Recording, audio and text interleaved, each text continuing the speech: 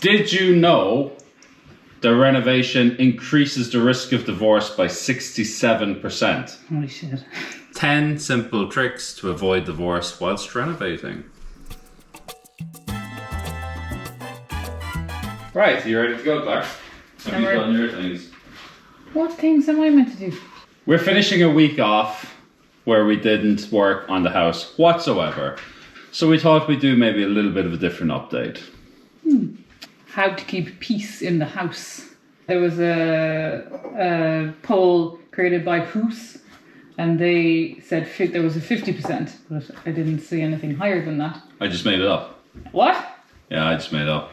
Renovation affects your relationship. To what end, I don't know, but it definitely does. Here are some tips so that you can renovate your house without getting divorced. How do we know before we get into it? Did you feel at any point that we needed to start doing tips to avoid divorce? Did you feel stress or relationship stress at any point? Not particularly with you. Maybe just with what we were doing. Yeah, but I'm the not same. Particularly with you. I don't think the renovation has affected us that bad, but no. Maybe we just got lucky. Let's dive in, shall we? Yeah. Tip number 1.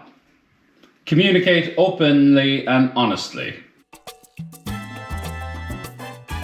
Oh, look at this. Look at the belt. Look how snazzy. And who says this kind of roof asbestos removal has to be unsexy? Today Claire is rocking the midnight blue PPE with the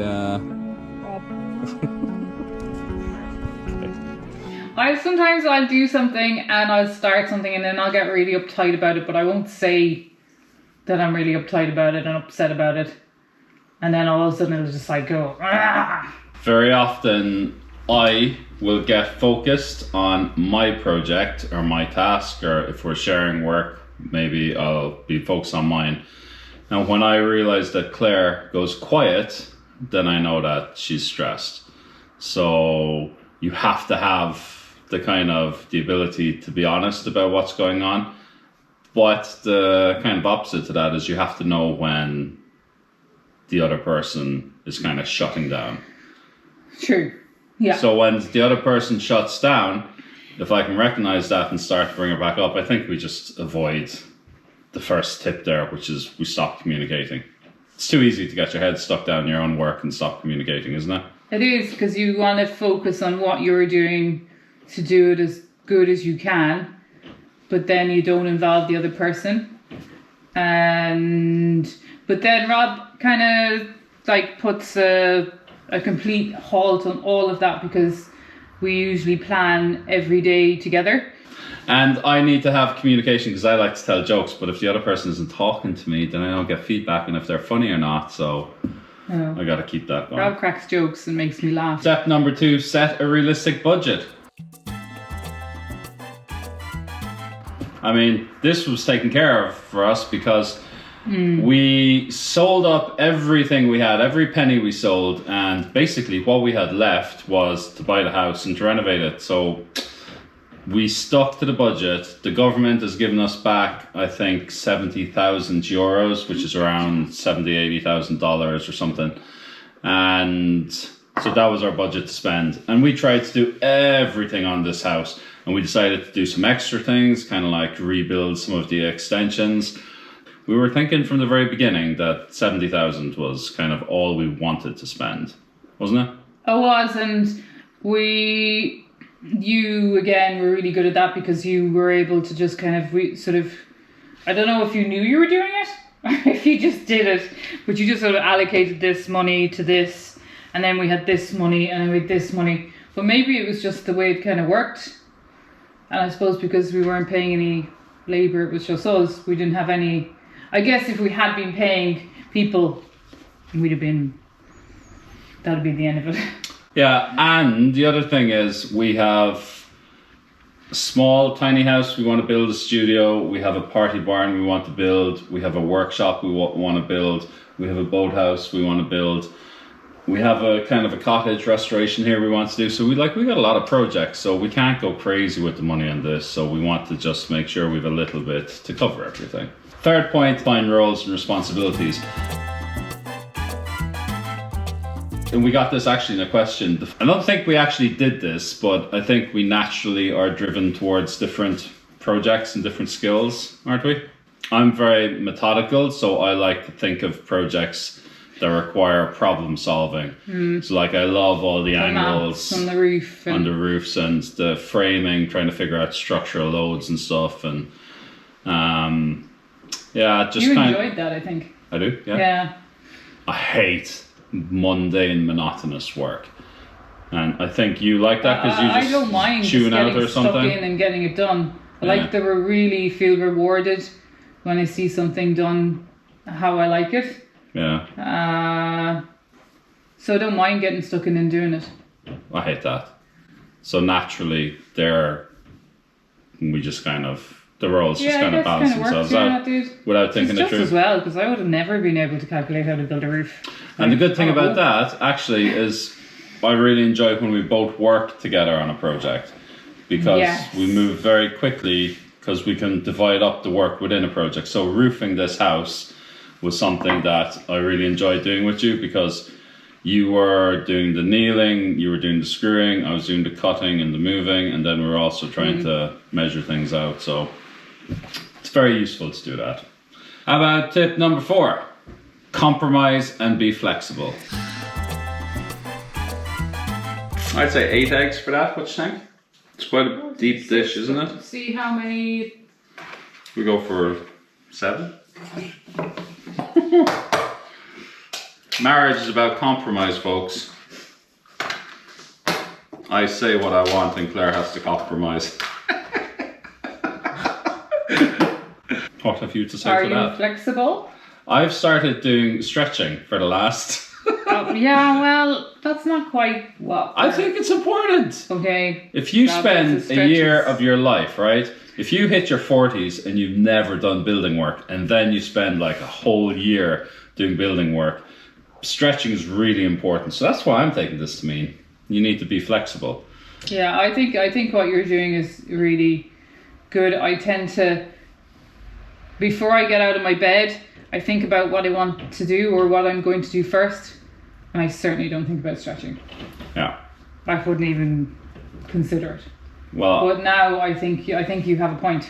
But I've started to get back into my freediving, and if you want to see a middle-aged man try to get into a rubber wetsuit, like, you have to have flexibility. Anyway, that's not what it means, I'm pretty sure. Compromise is fine. I'm just really not great at making decisions, so I'm quite happy for someone else to make them. And I think at this stage as well, when you know somebody so long and you know the way they work, you kind of trust them. So like some of the decisions were made and you might just made them, because do you know what, like even a lot of the tiles, Yeah. you sort of picked them and I went, oh yeah, they're nice, bang, God. You know, we didn't even go into a shop. So like I was quite happy with that. Someone else made the decision for me. Well, strangely, we weren't compromising with each other. It wasn't something I wanted, and you compromised. No, I suppose not. Was there a way? Did that happen anywhere? No, but it's a good point. I'm sure it did. When the both of us compromise together, like, I think that makes it easier, because it's not one person getting the way over the other. Yeah. I think we did compromise and everything. I don't think there's anything that one of us really wanted that the other didn't. No, well, I think we're just fairly aligned and all that. No. Surprisingly so. Hey folks, just wanted to share with you a project we've been working on with the Patreons. We wanted something that'll bridge our YouTube channel with you guys, the awesome community. If you would like a piece of digital art that I created sent to you as a postcard with a message from us, then head on over to our Ko-fi store, pick up one of these bad boys, and we will send it out to you. The number of prints are limited, so if you want one, head over now. Or join our Patreon and be involved in other projects like this one. Number 5 is a funny one, actually. This is something we didn't do except for 3 occasions, and that is hire a professional. if you're doing a renovation, there are things that intimidate you. I think you should do them. And I think as long as yourself and your partner want to do them, you should 100% do them. If there are things that will slow down your timeline, because we only had a 13-month timeline with this grant, then you hire a professional. If there's something that will cost a lot, then you hire a professional. Or if there's something that's dangerous, you hire a professional. Yeah. Yeah, I don't think we did that really for anything. No, we didn't. The windows I really we wanted. did a lot of dangerous things. Because these windows are quite big, and if I fitted them myself and say in 6 months' time they cracked, I would have no comeback. So it's a lot of money to take a risk. At least I know with the walls they're not going to crack because I assembled them. But I think this glass pane might. So therefore we got a great window guy. What's it called? Window warehouse. Yeah. He was amazing.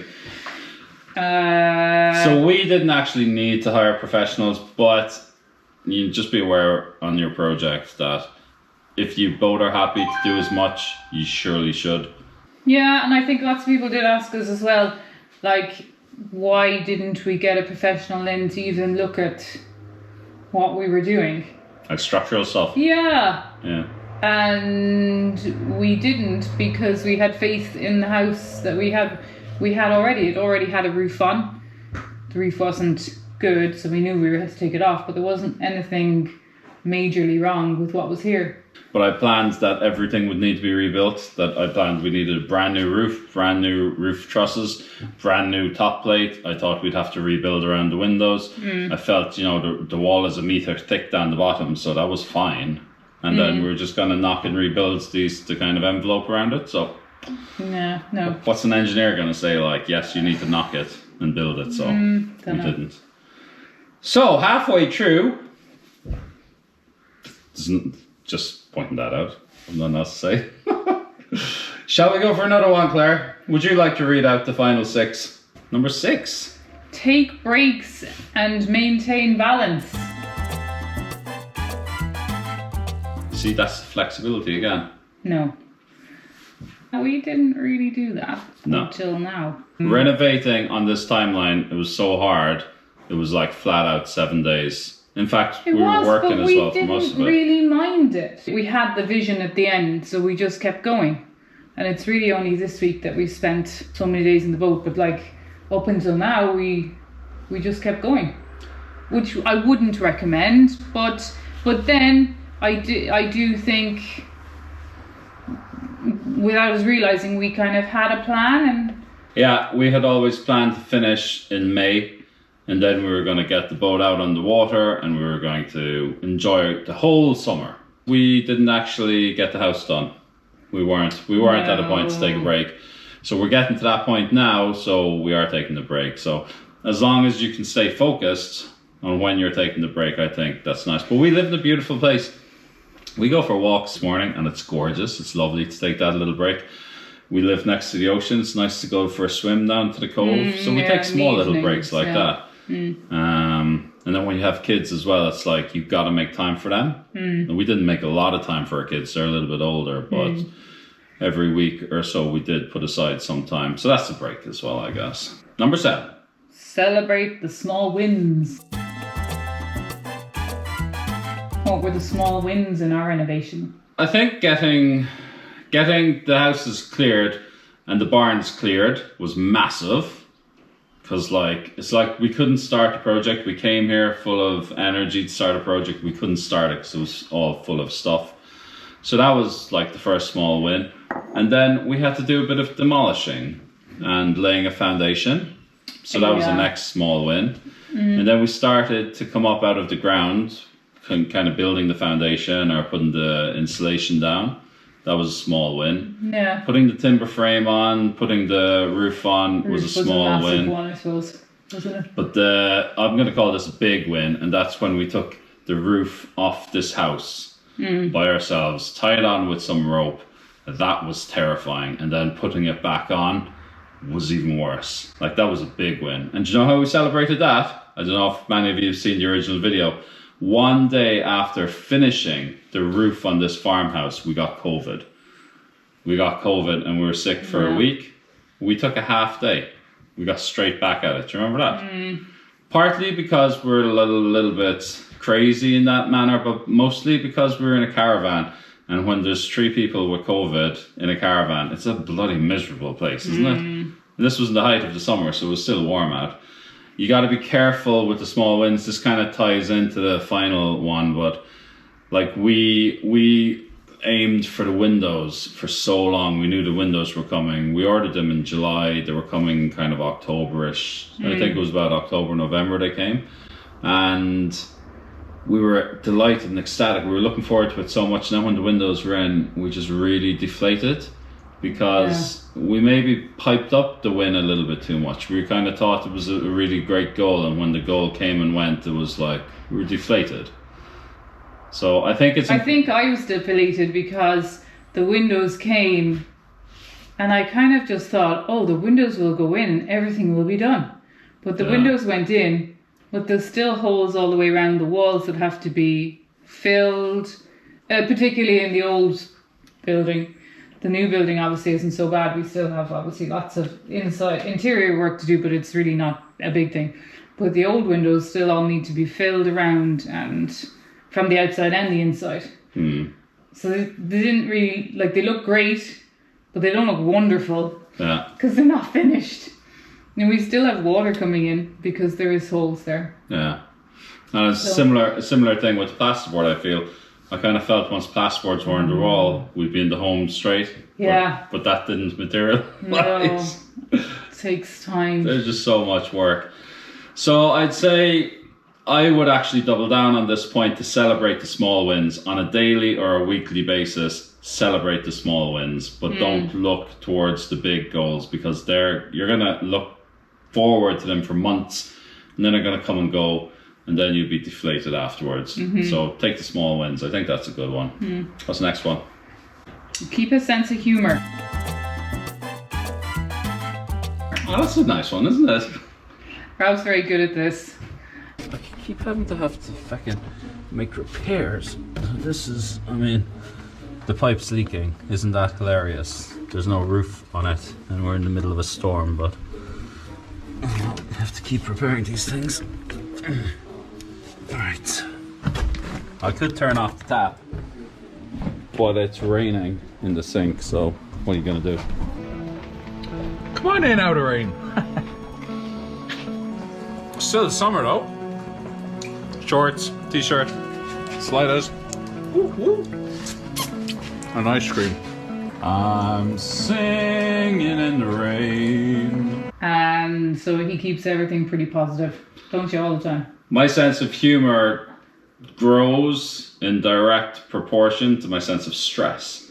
So the more difficult or the more kind of troublesome a job, I kind of start singing and cracking jokes, and it kind of works. It kind of motivates me, gets things flowing, and it kind of helps you and anyone else with us. Like, so sense of humor is pretty important. Yeah, it is.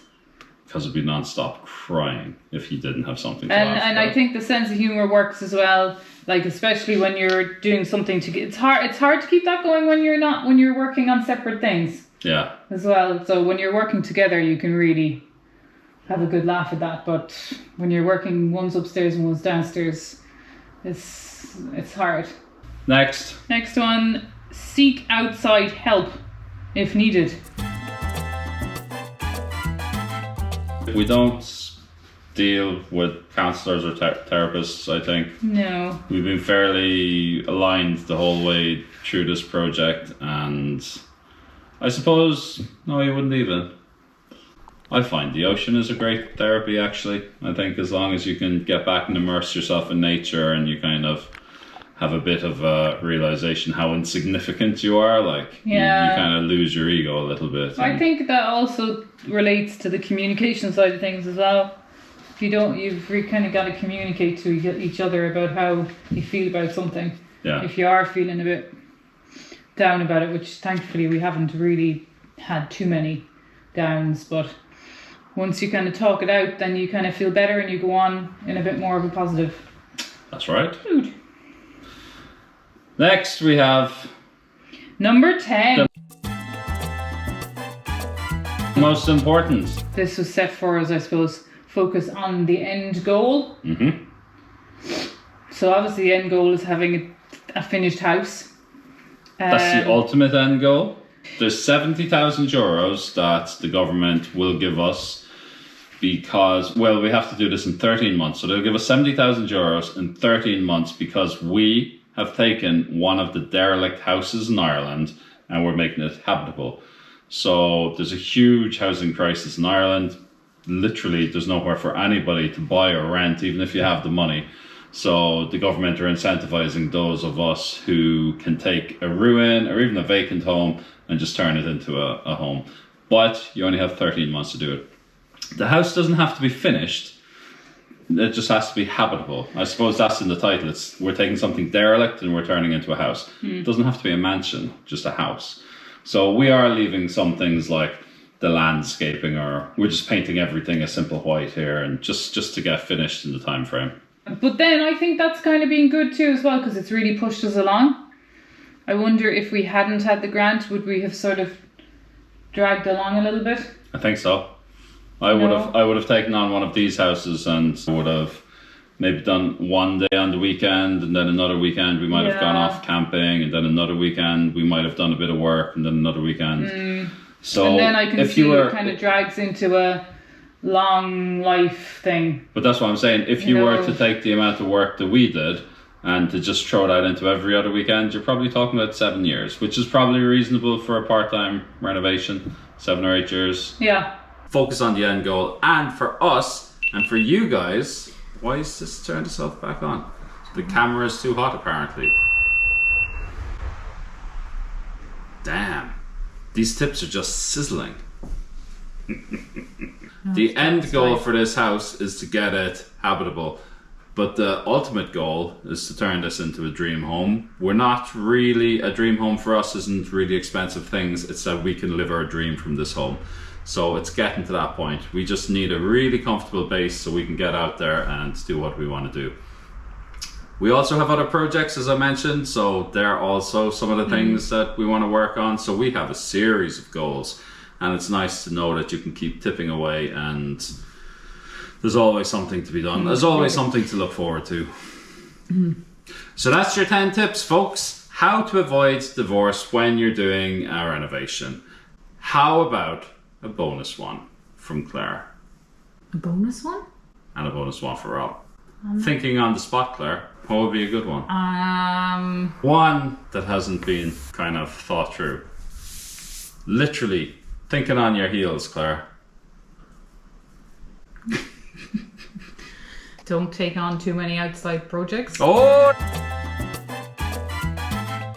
that's a good one, because that's quite similar to my one. Let's get in. We took on a polytunnel, hard to maintain. Going out picking slugs off every night. And bees. Oh, yeah, funny you mentioned that. Bees have taken up quite a lot of time. I think you get excited and you want to start growing things and having animals and whatever. Like, really wanted to have hens or ducks or something else, but I just couldn't do any more than what we had. Now, maybe you would have if hadn't had bees and, you know. Yeah, I do. I don't know. You know, there's enough to mind with 3 cats and a dog and 2 children. And my bonus tip is to, when you're working so closely on something, a lot of your life gets like streamlined. That we wake up in the morning, we think about the same thing. It usually got to do with our work. We have lunch, we talk about the same thing. We have dinner, we talk about the same thing. We go to bed in the evening, we talk about the same thing. It's really important to delineate. So for me, I haven't done this a lot. I'm only getting into it the last month, and I can feel the benefits of having my own hobby. So getting back to the water and getting some diving and freediving, spearfishing is brilliant for me. And I think getting Claire out of the house and getting excited and bees and other sort of things like that is brilliant for her. So have one hobby that you can kind of you can lose yourself in, get away from the renovation for a while, but not too many hobbies where the kind of renovation gets distracted. Bees take a bit of minding, so, and the summer is the busiest time. The winter you can just feed them and leave them alone. But so yeah, they've taken more time than I realised. Yeah, but then you would have had like struggle with the renovation if you didn't have the Yeah, no, I distraction of have it. really enjoyed it. I have really, really enjoyed it. So I learned a huge amount. So that's it, folks. That's it, yeah. We got to get back to our regular viewing from next week. It's been a fantastic week off. We're very excited to get back to plumbing and en suites. Can't freaking wait. And you get back to, what's it you're doing? Oh, you mean you forgot? No, I didn't forget. No. Plastering. Really exciting stuff. So, without further ado, we leave it there. Thanks for watching. Thanks for all the support. Thanks for buying the postcards. Thanks for all the super thanks.